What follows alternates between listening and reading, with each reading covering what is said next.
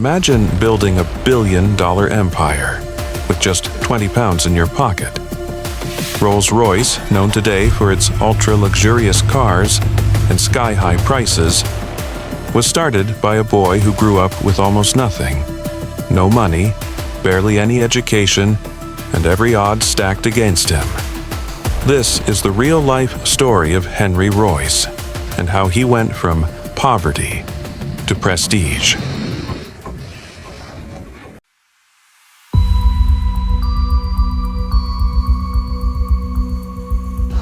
Henry Royce was born in 1863.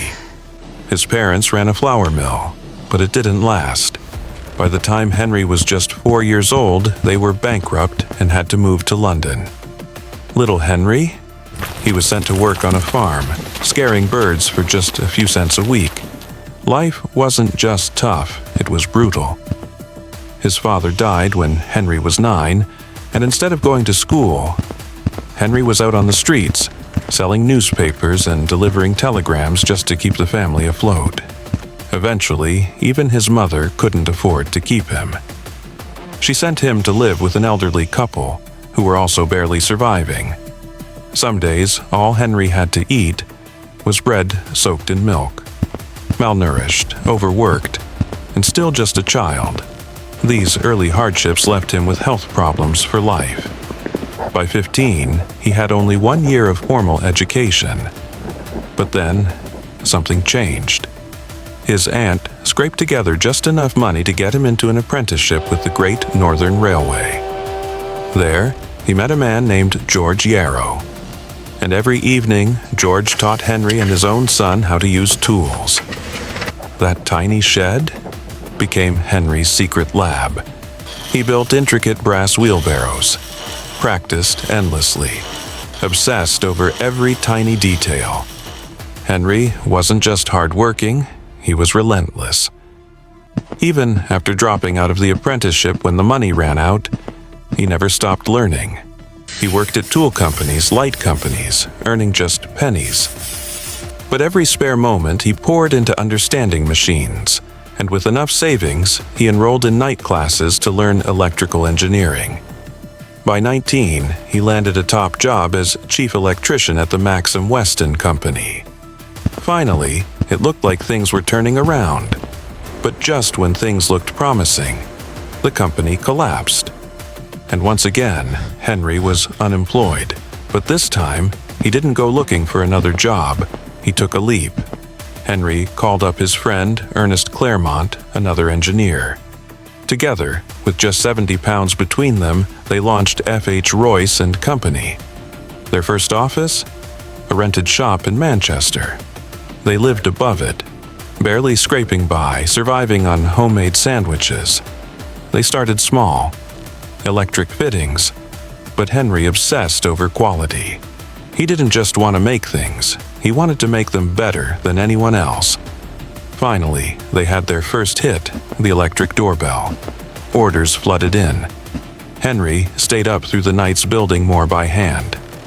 Then came generators, then electric cranes.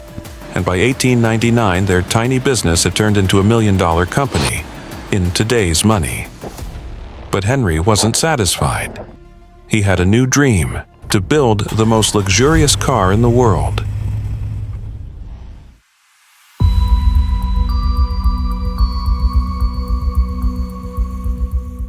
Enter Charles Rolls. If Henry Royce was a story of struggle, Charles Rolls was born into luxury.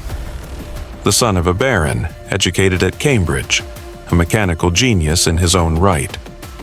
Charles was one of the first Brits to own a car, and he was obsessed. So obsessed, his father bankrolled a car dealership just for him. He raced, he broke records, he flew hot air balloons and Wright flyers. He was called a daredevil, and he loved it. And yet, despite their opposite worlds, these two men were destined to meet. In 1904, Charles tested a two-cylinder car built by Henry Royce. At first, he wasn't impressed. It was smaller than what he liked. But after one drive, he changed his mind completely. That very night, Charles raced back to London and woke up his business partner. "I've just found the greatest motor engineer in the world."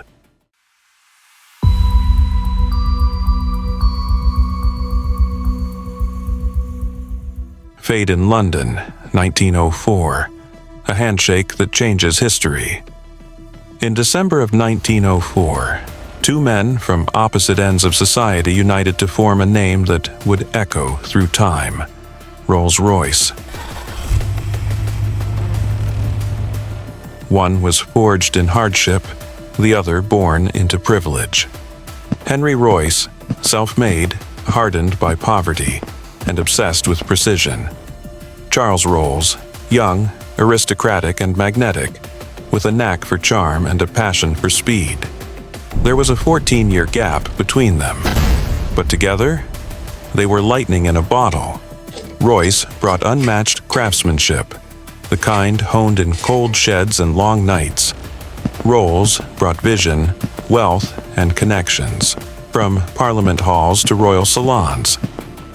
Charles wasn't just a car enthusiast. He was a master of influence.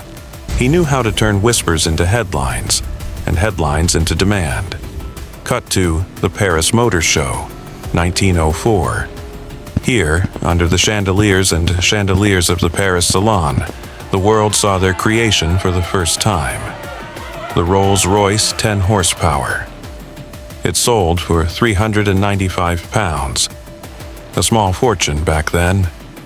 They only made 16 of them, and today, one of those rare originals is worth over £3 million. But they weren't just making cars, they were building a reputation. In 1906, they launched the Rolls-Royce Silver Ghost. Sleek, silent, and stunning. All metal parts finished in silver and aluminum. It became a legend after a jaw-dropping 15,000-mile endurance run. For their next act, a theatrical test. A cup of water placed on the running engine, and not a single ripple. The crowd gasped. The press raved. One headline crowned it: the best car in the world. Charles, ever the daredevil, was already dreaming bigger. "Let's take to the skies," he said. But Henry wasn't ready. "Cars first," he insisted. So, Charles took a step back from the company to chase the clouds. He bought a Wright Flyer and began a series of record-breaking flights. In 1910, he became the first person to fly non-stop across the English Channel and back, a feat that earned him front-page headlines and roaring applause. But fate had other plans. Just months later, during an air show, a strong gust ripped his aircraft apart mid-air. Charles Rolls crashed and became the first Briton in history to die in a plane crash. He was only 32. The skies had claimed their hero. Cut to Henry Royce, now graying, slumped over a desk. The loss shook Henry deeply. Not long after, his own health began to crumble. Years of poor sleep, malnutrition from childhood, and relentless work had taken their toll. But even illness didn't stop him.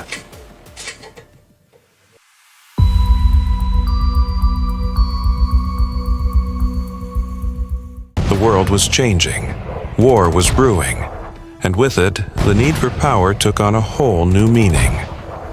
In 1914, despite years of resistance, Henry Royce finally agreed to design aircraft engines. Rolls-Royce produced the Eagle engine, and it soon powered half of all Allied planes in World War I.